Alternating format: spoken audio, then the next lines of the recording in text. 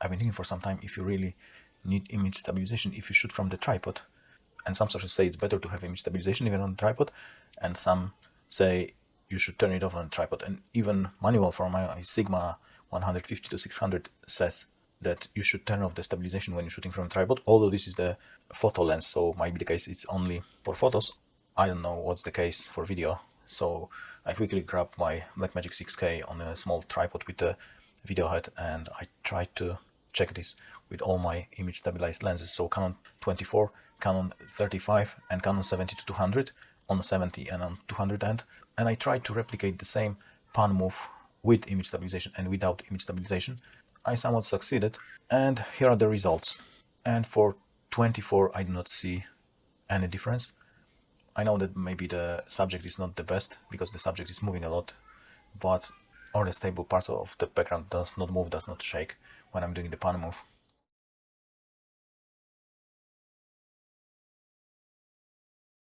Then for 35 I do not see any difference either.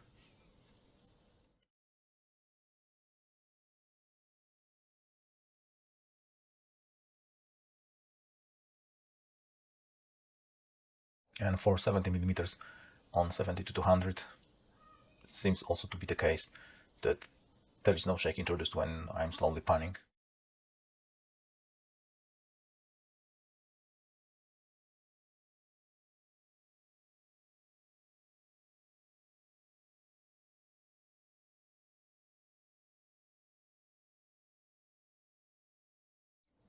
At 200mm, maybe I see some shake on a footage without image stabilization.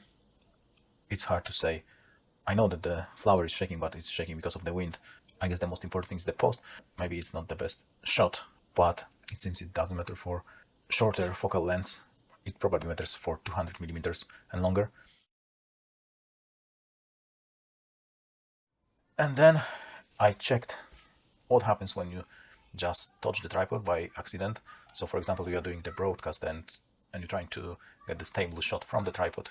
You're not moving, you're not panning and stuff like that, but then you just touch the tripod or you push the tripod, and if there is any impact of the image stabilization. The setup looked like that, so it's a Pocket 6K on a Benro tripod with FSB video head and some other stuff on the camera. So the whole setup is around 7 kilos, so it is quite sturdy, although the table on which the setup was standing is not that stable. It's quite stable, but when I was pushing on the handle hard during the second test, it was giving up a bit, so there was some shake introduced by the whole setup, the table plus the tripod. So I've been touching the video head handle, or bouncing it at first, and then I was doing kinda circular motion with it. On 24mm with image stabilization on, you can kinda see that the footage shakes, but the moves are kinda subtle, so they are compensated by the image stabilization, and it doesn't look bad.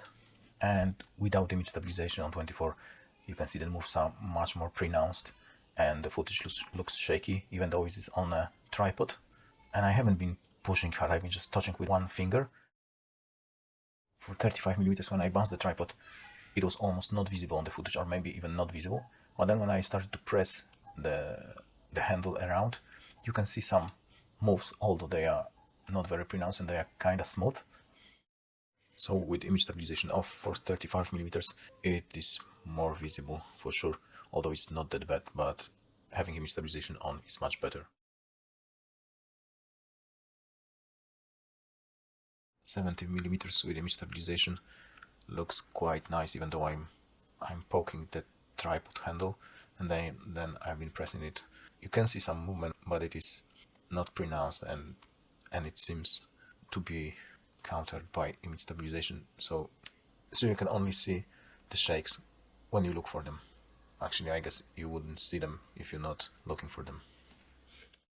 On 70mm without image stabilization, you can easily see all the shakes.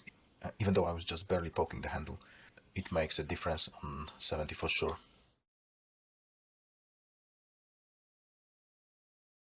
So 200mm with image stabilization. Even if I'm pressing the handle of the tripod, you can see some movement, but it's really gentle movement, and you can see how the optical elements floats inside the lens, so it is not that pronounced and it is not that harsh to see.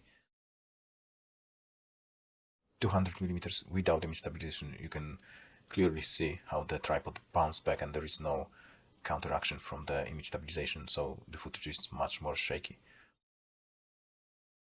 So I guess the answer is it depends, but in most cases image stabilization would help. So maybe if you're doing really static shot without any interference, maybe you don't need image stabilization, and maybe actually without image stabilization it would be better. But for any other scenario, image stabilization in the lens does not hurt, even for panning.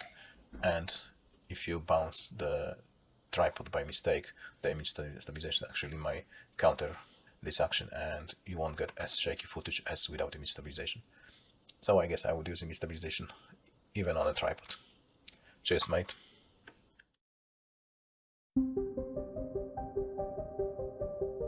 Please subscribe to the